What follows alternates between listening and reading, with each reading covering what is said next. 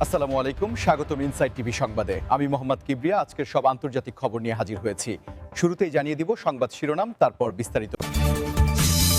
Ukraine যুদ্ধ ও গাজা ইস্যুতে ট্রাম্পের সঙ্গে ফোনে কথা বলবেন এরদোয়ান। বরখাস্টের লক্ষ্যে যুদ্ধের ভাষা। আইসের নিয়োগে $100 মিলিয়ন আগ্রাসী অভিযান। যুক্তরাষ্ট্রের হামলা, এবার একক যুদ্ধব্লক গড়ে তোলার ঘোষণা ভেনেজুয়েলার। বিস্ফোরণে কাঁপল কারাকাস, অভিযোগ যুক্তরাষ্ট্রের দিকে। ট্রাম্পকে শয়তান আখ্যা দিল ইরান, ষড়যন্ত্র ভণ্ডুলের দাবি। আসসালামু আলাইকুম, স্বাগতম জানাচ্ছি ইনসাইড টিভি সংবাদে। আমি মোহাম্মদ কিবরিয়া। এতক্ষণ শুনছিলেন সংবাদ শিরোনাম, এবার বিস্তারিত। তুরস্কের প্রেসিডেন্ট রিসেপ তাইয়েব এরদোয়ান এবং নবনির্বাচিত মার্কিন প্রেসিডেন্ট ডোনাল্ড ট্রাম্পের মধ্যে একটি অত্যন্ত গুরুত্বপূর্ণ টেলিফোন সংলাপ হতে যাচ্ছে, যা বিশ্ব রাজনীতির সমীকরণ বদলে দিতে পারে বলে মনে করছেন বিশ্লেষকরা। বিশেষ করে ইউক্রেন রাশিয়া যুদ্ধ এবং গাজার চলমান ভয়াবহ পরিস্থিতি নিয়ে এই দুই নেতার আলোচনা এখন সময়ের দাবি হয়ে দাঁড়িয়েছে। আপনারা জানেন যে এরদোয়ান বরাবরই আন্তর্জাতিক অঙ্গনে একজন দক্ষ মধ্যস্থতাকারী হিসেবে নিজেকে প্রমাণ করেছেন এবং ট্রাম্পের আগের মেয়াদেও তাদের মধ্যে একটি ব্যক্তিগত সুসম্পর্ক বিদ্যমান ছিল, যা অনেক কঠিন সংকট সমাধানে সহায়তা করেছিল। বর্তমান পরিস্থিতিতে ইউক্রেন যুদ্ধ যখন এক দীর্ঘস্থায়ী রূপ নিয়েছে এবং গাজায় মানবিক বিপর্যয় চরম পর্যায়ে পৌঁছেছে, তখন তুরস্কের প্রেসিডেন্টের এই উদ্যোগ বিশ্ববাসীকে নতুন করে আশার আলো দেখাচ্ছে। এরদোয়ান চান ট্রাম্পের নতুন প্রশাসন যেন দায়িত্ব গ্রহণের শুরু থেকেই এই দুই অঞ্চলে শান্তি প্রতিষ্ঠায় জোরালো ভূমিকা রাখে এবং তুরস্ক এই প্রক্রিয়ায় সরাসরি অংশীদার হতে আগ্রহী। বন্ধুরা, আপনারা কি মনে করেন, ট্রাম্প এবং এরদোয়ানের এই যুগলবন্দি কি আসলেই মধ্যপ্রাচ্য এবং ইউরোপে শান্তি ফিরিয়ে আনতে পারবে? এই আলোচনার একটি বড় অংশ জুড়ে থাকবে গাজায় ইসরায়েলি অভিযানের ফলে সৃষ্ট মানবিক সংকট এবং কিভাবে একটি স্থায়ী যুদ্ধবিরতি কার্যকর করা যায় সেই পথ খোঁজা। পাশাপাশি ইউক্রেন ইস্যুতে এরদোয়ান বরাবরই ন্যাটো সদস্য দেশগুলির মধ্যে কিছুটা ভিন্ন অবস্থান নিয়ে রাশিয়ার সাথেও সংলাপের পথ খোলা রেখেছেন, যা ট্রাম্পের নিজস্ব আমেরিকা ফার্স্ট পলিসির সাথে সামঞ্জস্যপূর্ণ হতে পারে। এই দীর্ঘ আলোচনায় অর্থনৈতিক সম্পর্ক, প্রতিরক্ষা সহযোগিতা এবং সিরিয়া ইস্যুও গুরুত্ব পাবে বলে ধারণা করা হচ্ছে। আপনারা যদি আমাদের এই বিশ্লেষণগুলো পছন্দ করেন, তবে ভিডিওটিতে একটি লাইক দিতে ভুলবেন না এবং নিয়মিত এমন আন্তর্জাতিক আপডেট পেতে চ্যানেলটি সাবস্ক্রাইব করে রাখুন। তুর্কি কূটনৈতিক সূত্রগুলো জানাচ্ছে যে এরদোয়ান ট্রাম্পকে অভিনন্দন জানানোর পাশাপাশি দ্বিপাক্ষিক সম্পর্কের নতুন দিগন্ত উন্মোচনের বার্তা দেবেন, যা মূলত গ্লোবাল স্টেবিলিটি বা বৈশ্বিক স্থিতিশীলতার ওপর জোর দেবে। এই ফোনালাপটি শুধুমাত্র একটি আনুষ্ঠানিক সৌজন্য বিনিময় নয়, বরং এটি আগামী 4 বছরের ভূ-রাজনৈতিক কৌশলের একটি ব্লুপ্রিন্ট হতে যাচ্ছে, যা ইউক্রেনের সীমান্ত থেকে শুরু করে ভূমধ্যসাগর পর্যন্ত প্রভাব ফেলবে। যুক্তরাষ্ট্রের অভ্যন্তরীণ রাজনীতিতে এখন সবথেকে বড় আলোচনার বিষয় হয়ে দাঁড়িয়েছে ইমিগ্রেশন অ্যান্ড কাস্টমস এনফোর্সমেন্ট বা আইসের নতুন নিয়োগ এবং তাদের জন্য বরাদ্দ করা বিশাল বাজেট, যা মূলত একটি আগ্রাসী অভিবাসন অভিযানের ইঙ্গিত দিচ্ছে।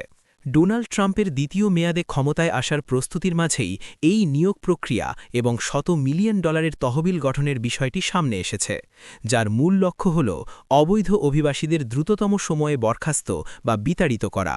এই পুরো প্রক্রিয়াটিকে প্রশাসনের পক্ষ থেকে যুদ্ধের ভাষা হিসাবে বর্ণনা করা হচ্ছে, যা নির্দেশ করে যে তারা এবার কতটা কঠোর এবং আপোষহীন অবস্থানে থাকবে।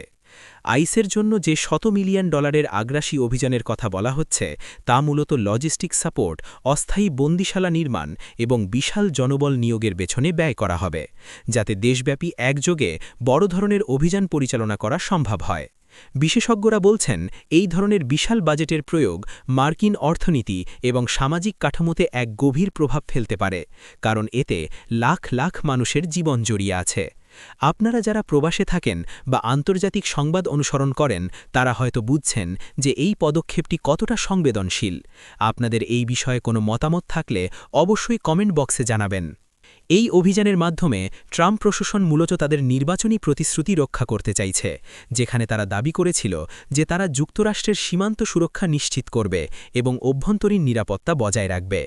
তবে মানবাধিকার সংস্থাগুলো এই আগ্রাসী শব্দটির ব্যবহারে উদ্বেগ প্রকাশ করেছে এবং বলছে যে এটি সাধারণ মানুষের মনে আতঙ্ক সৃষ্টি করতে পারে। এই বাজেটের একটি বড় অংশ ব্যয় হবে হাইটেক নজরদারি এবং ডেটাবেস ব্যবস্থাপনায়, যাতে কোনোভাবেই টার্গেটকৃত ব্যক্তিরা এড়িয়ে যেতে না পারে। পাশাপাশি আইসের এই মিশনে স্থানীয় আইন প্রয়োগকারী সংস্থাগুলোকেও যুক্ত করার পরিকল্পনা রয়েছে, যা ফেডারেল এবং স্টেট সরকারের মধ্যে এক ধরনের দ্বন্দ্ব তৈরি করতে পারে। এই পুরো বিষয়টি এখন একটি বড় আইনি এবং রাজনৈতিক লড়াইয়ের দিকে যাচ্ছে, যা আগামী দিনগুলোতে মার্কিন সংবাদ মাধ্যমগুলোর প্রধান খবর হয়ে থাকবে। কারাকাস শহরটি সম্প্রতি এক ভয়াবহ বিস্ফোরণে কেঁপে উঠেছে, যা পুরো ভেনেজুয়েলা জুড়ে চাঞ্চল্য সৃষ্টি করেছে, এবং এই ঘটনার পরপরই সরকার সরাসরি অভিযোগের আঙুল তুলেছে যুক্তরাষ্ট্রের দিকে। স্থানীয় সময় গভীর রাতে যখন এই বিস্ফোরণটি ঘটে, তখন সাধারণ মানুষের মধ্যে চরম আতঙ্ক ছড়িয়ে পড়ে এবং শহরের বিদ্যুৎ ব্যবস্থা সাময়িকভাবে বিচ্ছিন্ন হয়ে যায়। ভেনেজুয়েলা স্বরাষ্ট্র মন্ত্রণালয় থেকে দাবি করা হয়েছে যে এটি কোনো সাধারণ দুর্ঘটনা নয়, বরং এটি একটি সুপরিকল্পিত নাশকতা যা বিদেশি মদদে পরিচালিত হয়েছে। তাদের প্রাথমিক তদন্তে নাকি এমন কিছু প্রমাণ পাওয়া গেছে যা সরাসরি ওয়াশিংটনের দিকে ইঙ্গিত করে, যদিও যুক্তরাষ্ট্রের পক্ষ থেকে এখন পর্যন্ত এই অভিযোগের কোনো শক্ত ভিত্তি দেওয়া হয়নি। এই বিস্ফোরণটি এমন এক সময়ে ঘটল যখন ভেনেজুয়েলার রাজনৈতিক পরিস্থিতি এমনিতেই টালামাটাল এবং সরকার বিরোধীরা রাজপথে সক্রিয় হওয়ার চেষ্টা করছে। আপনারা যারা ভিডিওটি দেখছেন, আপনাদের কি মনে হয় এই ধরনের বিস্ফোরণের পেছনে সত্যিই কি কোনো বিদেশি শক্তির হাত থাকতে পারে, নাকি এটি কোনো প্রযুক্তিগত ত্রুটির ফলাফল? সরকার এই ঘটনাকে কেন্দ্র করে দেশ জুড়ে নিরাপত্তা জোরদার করেছে এবং সন্দেহভাজন কয়েকজনকে আটক করার দাবিও করেছে। কারাকাসের গুরুত্বপূর্ণ স্থাপনাগুলোর চারপাশে এখন বিশেষ পাহারা বসানো হয়েছে, কারণ সরকারের আশঙ্কা আরও বড় ধরনের হামলার পরিকল্পনা থাকতে পারে। এই বিস্ফোরণের ফলে কতজন হতাহত হয়েছেন তার সঠিক পরিসংখ্যান এখনও পরিষ্কার নয়, তবে ক্ষয়ক্ষতির পরিমাণ যে বিশাল তা ভিডিও ফুটেজগুলো দেখলেই বোঝা যায়। এই ঘটনাটি ভেনেজুয়েলা এবং যুক্তরাষ্ট্রের মধ্যকার বিদ্যমান বৈরী সম্পর্ককে আরও বিষিয়ে তুলেছে, যা কূটনৈতিক আলোচনার সব পথ প্রায় বন্ধ করে দেওয়ার উপক্রম করেছে। মাদুরো প্রশাসন আন্তর্জাতিক সম্প্রদায়ের কাছে এই সন্ত্রাসী কর্মকাণ্ডের নিন্দা জানানোর আহ্বান জানিয়েছে এবং হুঁশিয়ারি দিয়েছে যে দেশের মাটিকে অপবিত্র করার যে কোনো চেষ্টা কঠোরভাবে দমন করা হবে। এই উত্তপ্ত পরিস্থিতি এখন কোন দিকে মোড় নেয় তা দেখার জন্য আমাদের পরবর্তী আপডেটগুলোর দিকে নজর রাখুন। ইরান এবং ডোনাল্ড ট্রাম্পের মধ্যকার পুরনো শত্রুতা এখন এক নতুন মাত্রা পেয়েছে, যেখানে তেহরান সরাসরি ট্রাম্পকে শয়তান বলে সম্বোধন করেছে এবং তাদের উপর একটি বড় ধরনের ষড়যন্ত্র ভণ্ডুল করে দেওয়ার দাবি তুলেছে। ইরানের গোয়েন্দা সংস্থাগুলো জানিয়েছে যে তারা অতি সম্প্রতি একটি গোপন চক্রান্ত ফাঁস করেছে, যা মূলত ট্রাম্প প্রশাসনের সাবেক কিছু কর্মকর্তা এবং বিদেশি এজেন্টের মাধ্যমে পরিচালিত হচ্ছিল ইরানকে অস্থিতিশীল করার জন্য। ইরানের রাষ্ট্রীয় গণমাধ্যমে এই খবরটি ফলাও করে প্রচার করা হচ্ছে এবং সেখানে বলা হচ্ছে যে ট্রাম্পের নীতিগুলো সর্বদা ইরানের সাধারণ মানুষের স্বার্থের বিরুদ্ধে কাজ করেছে, বিশেষ করে পরমাণু চুক্তি থেকে সরে আসা এবং ইরানের ওপর কঠোর অর্থনৈতিক নিষেধাজ্ঞা আরোপ করার কারণে ট্রাম্পের প্রতি ইরানের শাসক গোষ্ঠীর ক্ষোভ দীর্ঘদিনের। এখন ট্রাম্পের পুনরায় ক্ষমতায় আসার সম্ভাবনায় ইরান আগাম সতর্কবার্তা দিচ্ছে যে তারা যে কোনো ধরনের ষড়যন্ত্রের দাঁত ভাঙা জবাব দিতে প্রস্তুত। বন্ধুরা, ইরান এবং যুক্তরাষ্ট্রের এই দীর্ঘস্থায়ী দ্বন্দ্ব কি কখনো মিটবে বলে আপনারা মনে করেন? আপনাদের মতামত কমেন্টে জানাতে ভুলবেন না। ইরানের নিরাপত্তা বাহিনী দাবি করেছে যে তারা বেশ কিছু এজেন্টকে গ্রেপ্তার করেছে, যারা দেশে বিশৃঙ্খলা সৃষ্টির পরিকল্পনা করছিল এবং তাদের কাছে বিদেশি মুদ্রাসহ সংবেদনশীল নথিপত্র পাওয়া গেছে। ট্রাম্পকে শয়তান বলার মাধ্যমে ইরান মূলত তাদের ধর্মীয় এবং রাজনৈতিক আদর্শের চূড়ান্ত প্রকাশ ঘটিয়েছে, যা তাদের অভ্যন্তরীণ রাজনীতিতেও বড় প্রভাব ফেলে। ইরানের বর্তমান সরকার মনে করে যে ট্রাম্পের অধীনে যুক্তরাষ্ট্র আরও বেশি আগ্রাসী হয়ে উঠতে পারে এবং তাই তারা আগেভাগেই প্রতিরক্ষা ব্যবস্থা এবং জনগণের মধ্যে আমেরিকা বিরোধী মনোভাব চাঙা করছে। এই ষড়যন্ত্র ভণ্ডুলের দাবিটি তেহরানের জন্য একটি বড় বিজয় হিসেবে দেখা হচ্ছে, কারণ তারা বিশ্বকে দেখাতে চায় যে তাদের গোয়েন্দা সক্ষমতা এখন আগের চেয়ে অনেক বেশি শক্তিশালী। তবে আন্তর্জাতিক রাজনৈতিক বিশ্লেষকরা মনে করেন এই ধরনের চরমপন্থী শব্দ ব্যবহার এবং অভিযোগ পাল্টা অভিযোগ মূলত দুই দেশের মধ্যে আলোচনার পথকে আরও কঠিন করে তুলবে, যা মধ্যপ্রাচ্যের সামগ্রিক নিরাপত্তার জন্য মোটেও সুখকর নয়। ল্যাটিন আমেরিকার দেশ ভেনেজুয়েলা এবার যুক্তরাষ্ট্রের কথিত হামলার আশঙ্কায় এক অভূতপূর্ব পদক্ষেপ গ্রহণ করেছে, যা পুরো অঞ্চলে উত্তাপ ছড়িয়ে দিয়েছে। প্রেসিডেন্ট নিকোলাস মাদুরো ঘোষণা করেছেন যে তারা এখন একটি একক যুদ্ধ ব্লক গড়ে তুলছে, যার মূল উদ্দেশ্য হল যে কোনো ধরনের বহিঃশত্রুর আক্রমণ থেকে দেশের সার্বভৌমত্ব রক্ষা করা। ভেনেজুয়েলার দাবি অনুযায়ী যুক্তরাষ্ট্র ধারাবাহিকভাবে তাদের ওপর গোয়েন্দা নজরদারি এবং ছোটখাটো হামলার চেষ্টা চালিয়ে যাচ্ছে, যা আন্তর্জাতিক আইনের পরিপন্থী।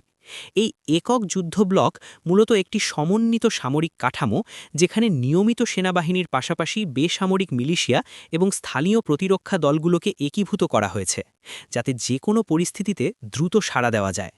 মাদুরো সরকারের পক্ষ থেকে বলা হয়েছে যে তারা আর আলাদা আলাদাভাবে নয়, বরং একটি সম্মিলিত শক্তি হিসাবে মার্কিন সাম্রাজ্যবাদের মোকাবিলা করবে।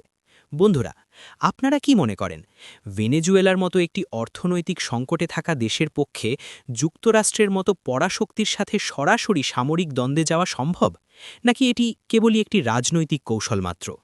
আন্তর্জাতিক বিশ্লেষকরা মনে করছেন ভেনেজুয়েলার এই কঠোর অবস্থান রাশিয়ার সাথে তাদের ক্রমবর্ধমান সামরিক সম্পর্কের একটি ফল হতে পারে। এই নতুন ব্লক গঠনের ঘোষণার ফলে দক্ষিণ আমেরিকায় শক্তির ভারসাম্য নষ্ট হতে পারে এবং পার্শ্ববর্তী দেশগুলোর মধ্যেও এক ধরনের অস্বস্তি তৈরি হয়েছে। ভেনেজুয়েলার সামরিক কুচকাওয়াজ এবং নতুন অস্ত্রশস্ত্রের প্রদর্শনী মূলত ওয়াশিংটনকে একটি কড়া বার্তা দেওয়ার চেষ্টা যে তারা মাথা নত করবে না।